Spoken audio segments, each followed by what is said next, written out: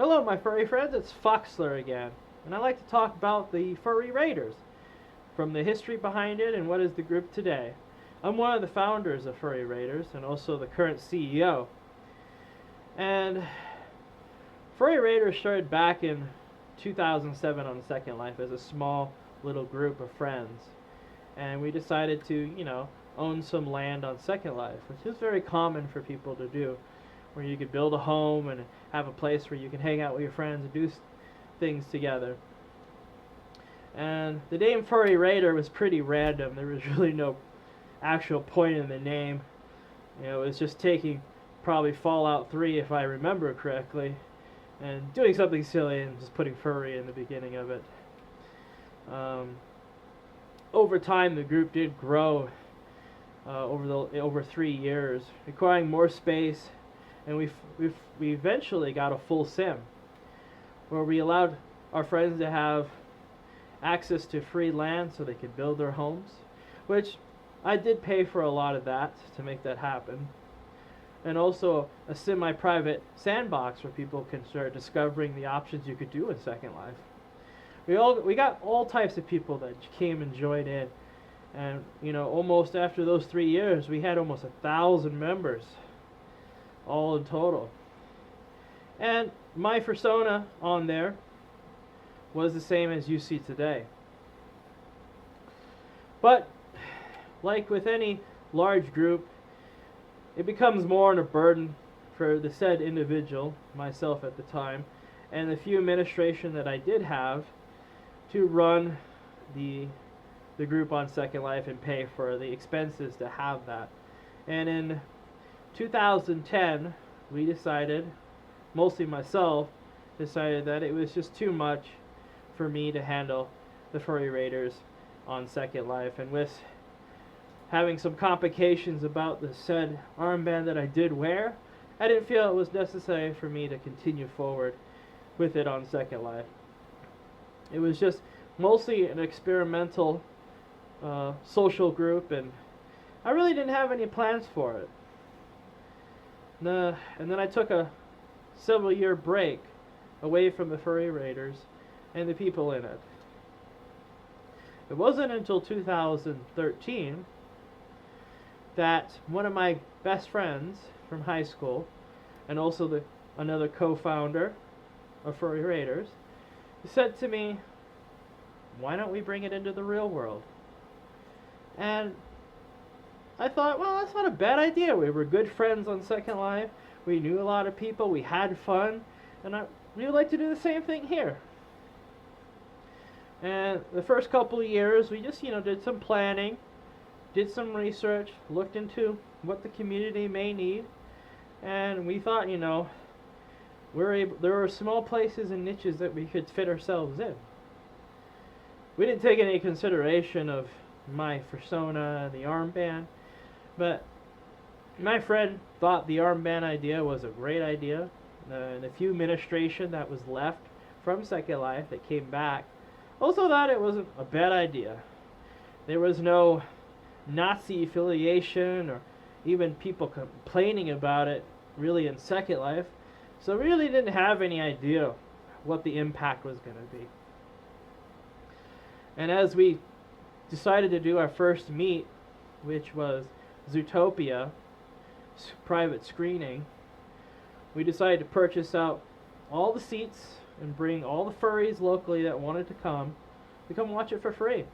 And we found a venue or a theater that allowed fursuits included, which was a great experience to first dip our paws into this experience of the local community that we weren't really involved with in the beginning.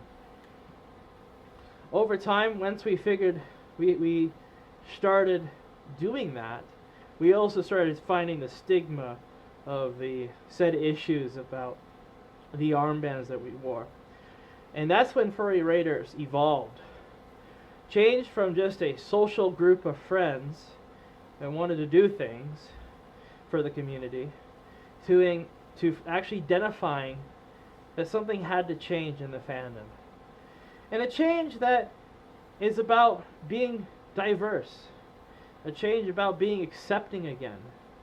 and allowing people to be who they are. You know, to have that furry pride. And when we started thinking about those attributes of furry raiders, what is it going to be today? We were dead set on the idea of equality. We wanted the fandom to be accepting to everybody for all their differences, and even some people don't agree with that, which is fine. But as a group, as Furry Raiders itself, we want to be welcoming to everybody. And we try very hard to do that. And sometimes it can be very difficult socially to welcome everybody that you might not always get along with. But striving is the important puzzle. And by doing so, with equality, we realize that personal expression and creativity is something we had to protect. Because every furry, every individual furry, is going to express themselves differently.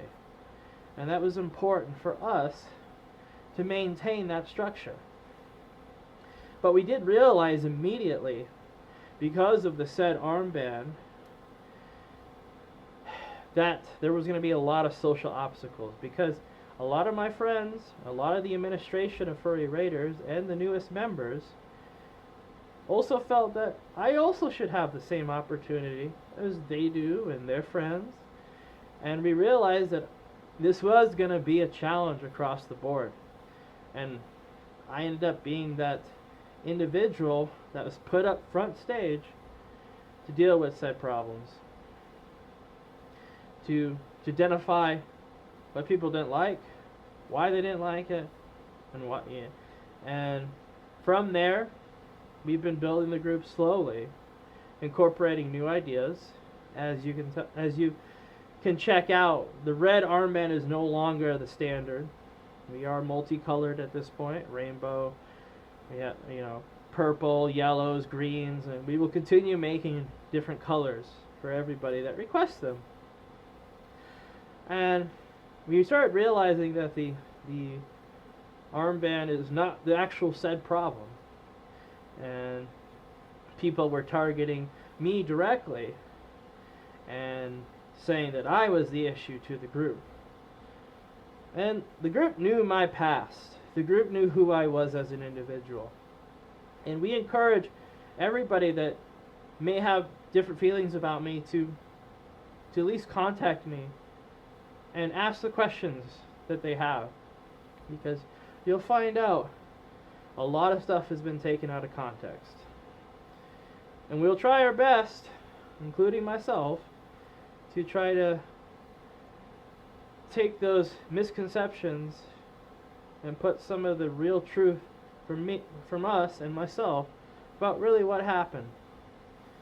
And the group Furry Raiders has always tried really hard to also help me with that as well, and they do help each other, because they become attacked for supporting or being with friends with certain individuals, and that's not what we want to see in the fandom. So that is the overview of Furry Raiders, and I hope that gives you a little bit better understanding who we are.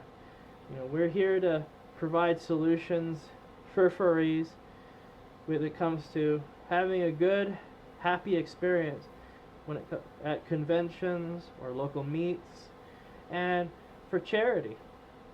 We try our best to get the community to interact with the public all the time, and we just want to have fun, just like any other furry would want to have fun. We want to be out there. We want to go out and be ourselves and enjoy being a silly animal. Really, that's really what it is. So I appreciate that everybody takes their time to watch this video about the Furry Raiders, and I'll see you next time.